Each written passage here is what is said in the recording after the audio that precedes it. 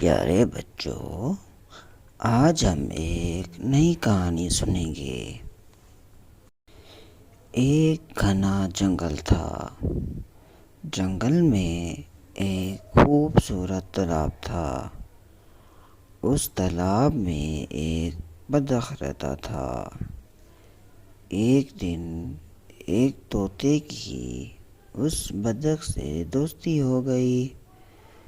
طوطا بطخ کو ملنے روز تالاب کے کنارے آیا کرتا تھا۔ وہ آپس میں بہت ساری باتیں کیا کرتے تھے۔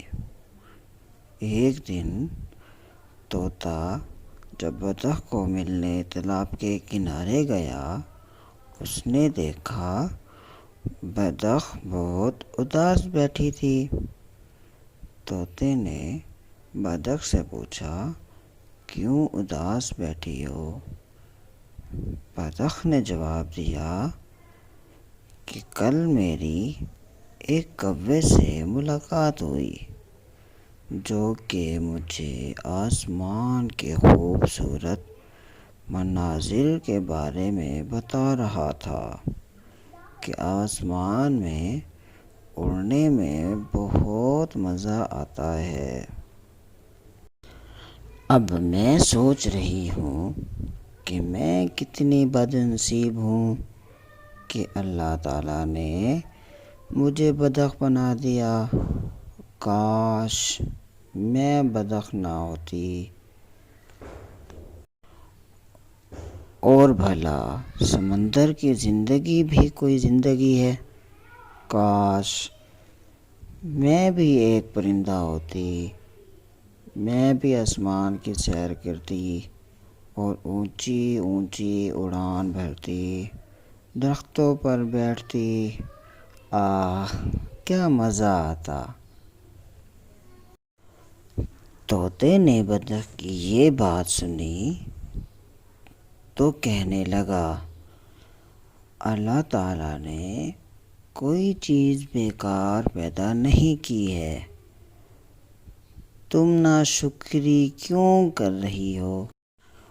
پانی کی زندگی تو دیکھو، کیا مزیدار زندگی ہے۔ اگر آسمان سے زمین کا نظارہ دلکش پرکشش ہے تو تالاب کے اندر کے رہنے کا مزہ بھی کم نہیں ہے۔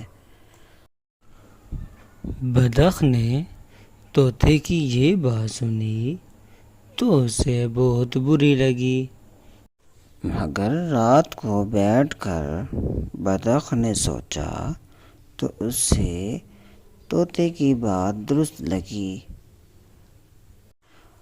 بطخ نے اللہ پاک کا بہت شکر ادا کیا کہ اللہ پاک نے اسے ایک اچھا مشورہ دینے والا دوست دیا ہے۔